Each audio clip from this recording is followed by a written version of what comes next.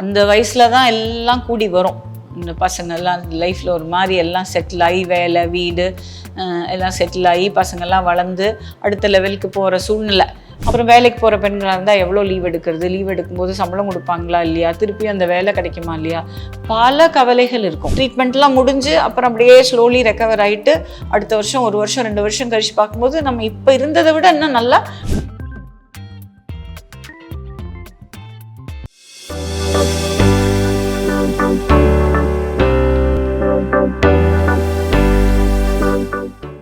பூங்காற்று நேயர்களுக்கு வணக்கம். Breast cancer பற்றி பேசிகிட்டு இருக்கோம் சில வீடியோஸில். இன்றைக்கி இதில் ஒரு பெண் பிரெஸ்ட் கேன்சர் ட்ரீட்மெண்ட் எடுக்கும்போது அவங்களுக்கு என்ன emotional needs, physical needs, family support, family பெண்ணுக்கு எப்படி சப்போர்ட் பண்ணுறது, ஃபேமிலிக்கு எப்படி சப்போர்ட் கொடுக்கறது அப்படிங்கிறத பற்றி பேச போகிறேன். இது பிரெஸ்ட் கேன்சருங்கிற ட்ரீட்மெண்ட் ஜென்ரலி ஒரு 40-50 வயசுக்கு மேலே நமக்கு பொதுவாக அதிகமாக பார்க்குறோம். அந்த வயசில் தான் எல்லாம் கூடி வரும். இந்த பசங்கள்லாம் லைஃப்பில் ஒரு மாதிரி எல்லாம் செட்டில் ஆகி வேலை வீடு எல்லாம் செட்டில் ஆகி பசங்கள்லாம் வளர்ந்து அடுத்த லெவலுக்கு போகிற சூழ்நிலை. அப்போ போய் திடீர்னு இப்படி சொன்னோன்னா அது பெரிய பாதிப்பு ஏற்படும். மென்டலி நம்ம வேலையை முடிக்கல, கடமையை முடிக்கல, என்ன ஆகுமோ அப்படிங்கிற பயம். ரெண்டாவது, பல வேலைகளுக்கு நடுவில் இதையும் நடத்தி கோப்பப் பண்ணணும். அப்புறம் நிறைய ஃபைனான்ஷியல் வரி. இப்போ இருக்க சாதாரண பிரெஸ்ட் கேன்சர் ட்ரீட்மெண்ட்டே ரொம்ப எல்லாம் எக்ஸ்பென்சிவாக தான் இருக்குது. எல்லாமே விலையேறி போன மாதிரி இதுக்கும் அதுக்கான காஸ்ட் இருக்குது. ஸோ அந்த பயம். அப்புறம் ரெண்டாவது, இது குடும்பத்தினர் எப்படி கோப்பப் பண்ணுவாங்க? ஏன்னா இந்த ட்ரீட்மெண்ட் எல்லாம் இன்றைக்கி அப்பெண்டிக்ஸ் ஆப்ரேஷன் பண்ணிட்டு வந்தேன், ஒரு கால் பிளாடர் ஆப்ரேஷன் பண்ணிட்டு வந்தேன், 1 வாரம் 2 வாரத்தில் சரியாயிட்டு நான் பழையபடி எல்லா வேலையும் பண்ணிகிட்டு இருக்கேன்னுங்கிறது இல்லாமல் இதுக்கு சர்ஜரினா ஒரு 3 வாரம் 2 வாரம் படுக்க வைக்காது, நம்ம வேலையை பண்ண முடியும். பட் அது ஒரு மென்டல் ஃபெட்டிக் இருக்கும். அப்புறம் ஒரு கீமோதெரப்பி வேணும், ரேடியேஷன் வேணும் அப்படின்னா அதுக்கெல்லாம் ஒரு 6 மாதம் 5 மாதம் ஆகலாம் எல்லா ட்ரீட்மெண்ட்டும் கம்ப்ளீட் ஆகிறதுக்கு. அப்படிங்கும்போது எல்லாருக்குமே ஒரு அயர்வு வந்துடும். அந்த ட்ரீட்மெண்ட் ஃபெட்டிக்னு சொல்லுவோம். நம்ம ஃபஸ்ட்டு வரும்போது கூட கன்சல்டேஷனுக்கு இந்த 10 பேர் 5 பேர் வருவாங்க. அப்புறம் ஸ்லோலி பார்த்தோன்னா எல்லாம் அவங்கவுங்க வேலையை பார்த்துட்டு அந்த லேடி தானாவோ இல்லை யாரோ ஒருத்தரோடையோ வர்ற மாதிரி இருக்கும். அப்படி வர்றது தப்புன்னு சொல்கிறேன். ஒரு சப்போர்ட் சிஸ்டம் அவங்களுக்குமே கூட வர்றது, எத்தனை தரம் லீவ் போட்டுட்டு வர்றதுலேருந்து நிறைய இஷ்யூஸ் இருக்குது. அப்புறம் வேலைக்கு போகிற பெண்களாக இருந்தால் எவ்வளோ லீவ் எடுக்கிறது, லீவ் எடுக்கும்போது சம்பளம் கொடுப்பாங்களா இல்லையா, திருப்பி அந்த வேலை கிடைக்குமா இல்லையா, பல கவலைகள் இருக்கும். அதெல்லாம் ஒரு பக்கம். ட்ரீட்மெண்ட் ரிலேட்டட் சைடு எஃபெக்ட்ஸு, ட்ரீட்மெண்ட்டை பற்றின பயம், வியாதியை பற்றி பயம்.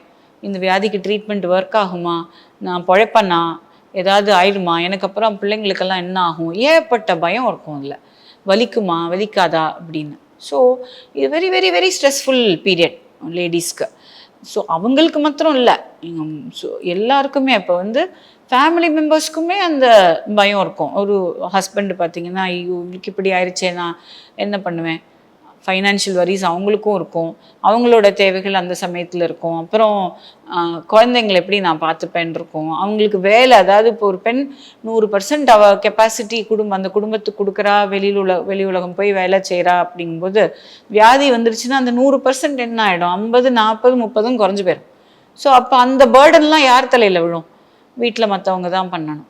அப்போ பழக்கம் இல்லாமல் இல்லை திடீர்னு அதிகமாக போகும்போது நிறைய விரிசல்களும் ஏற்பட வாய்ப்பு இருக்குது.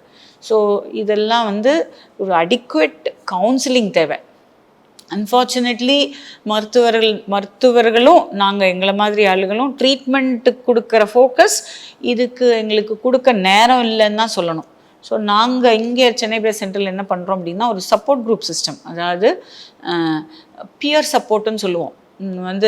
எல்லா இடத்துலையுமே இப்போ ஏற்கனவே இந்த வியாதியை அனுபவித்து ட்ரீட்மெண்ட் ஆகி ரிக்கவர் ஆகி இன்றைக்கி நான் நல்லா இருக்கேன், பாரு நான் நல்லா நார்மலாக இருக்கேன், நீயும் என்ன மாதிரி நல்லா ஆயிடுவேன் அப்படின்னு ஒருத்தர் எடுத்து சொல்லும்போது அவங்களுக்கு ஒரு தைரியம் வரும். என்ன இருந்தாலும் அவங்க அனுபவித்தவங்க இன்றைக்கி நல்லா இருக்காங்கன்னு பார்க்கும்போது நமக்கு ஆட்டோமேட்டிக்காக பேஷண்ட்டுக்கு ஒரு தைரியம் வரும். அதனால் இந்த சப்போர்ட் குரூப் சிஸ்டம்ஸ் ரொம்ப இம்பார்ட்டண்ட்டு. இங்கே ஷரண்ணான்னு நமக்கு ஒரு கோர் குரூப் ரொம்ப ஆர்வமாக, அதாவது இந்த இயர் பார்த்திங்கன்னா அந்த உமன்ஸ் டே தீமே பார்த்திங்கன்னா கிவ் அண்ட் கெயின். அதாவது நம்ம கொடுக்கறதுனால நம்ம குறையவே மாட்டோம், நம்ம கொடுக்கறதுனால நமக்கு கெயின் தான் அதிகம். அந்த கான்செப்ட் இதில் ரொம்ப பொருந்தும். ஒருத்தர்கிட்ட நம்ம வந்து நம்ம டைம் கொடுத்து நம்ம எஃபர்ட்டை கொடுத்து நம்மளால அவங்களுக்கு கொஞ்சம் எமோஷ்னலாக பெட்டராக ஃபீல் பண்ணுறாங்கன்னா அது நமக்கு நிறைய சந்தோஷத்தை கொடுக்கும். ஸோ அது வந்து அந்த கிவ் அண்ட் கெயின் கான்செப்ட் இந்த பிரெஸ்ட் கேன்சர் சப்போர்ட் குரூப்புக்கு ரொம்ப பொருந்தும். ஸோ அதில் வந்து அவங்க இந்த ஆப்பர்ச்சுனிட்டியில் நான் வந்து இந்த ஆப்பர்ச்சுனிட்டி அவங்களுக்கு ஒரு பெரிய தேங்க்ஸ் சொல்கிறேன். இந்த மாதிரி நான் ரொம்ப ஆக்டிவாக நல்லா பண்ணிகிட்டு இருக்காங்க. இது இல்லாமல் நம்ம இன்னும் அதிகமாக என்ன பண்ண வேண்டியிருக்குன்னா ரிலேட்டிவ்ஸையும் கவுன்சில் பண்ணணும். ரிலேட்டிவ்ஸ் அதுவும் பர்டிகுலர்லி வீட்டில் இருக்கக்கூடிய குழந்தைங்க.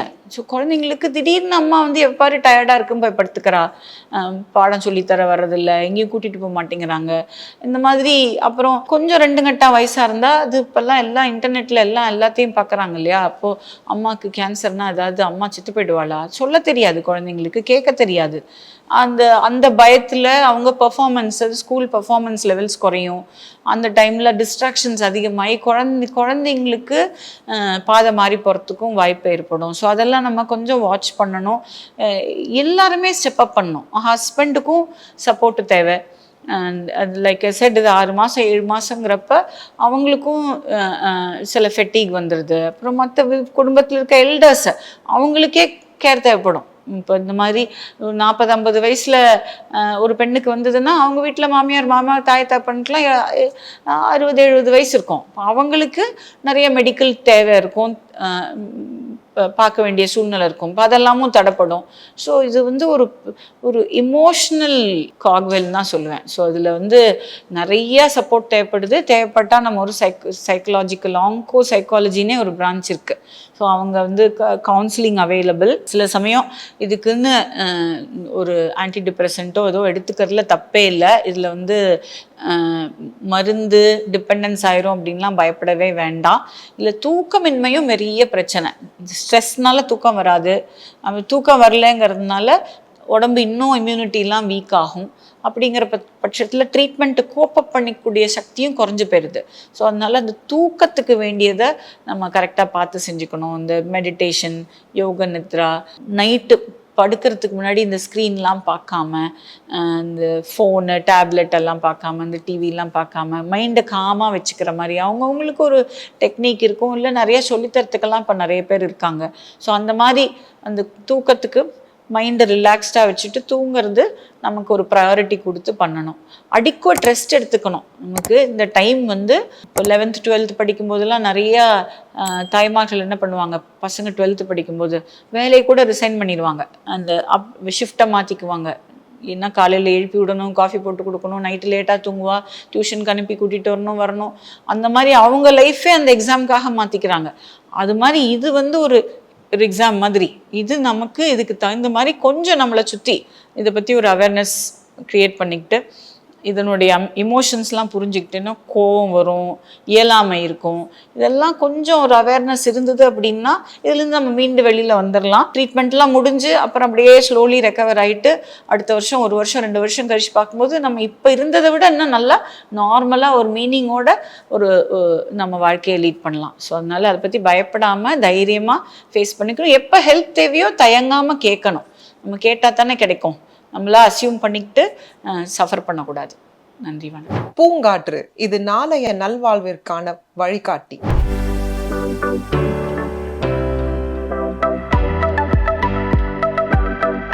தொடர்ந்து எங்களோட வீடியோக்களை பார்க்கறதுக்கு பூங்காற்று சேனலை சப்ஸ்கிரைப் பண்ணுங்க அண்ட் ஃபாலோ பண்ணிடுங்க.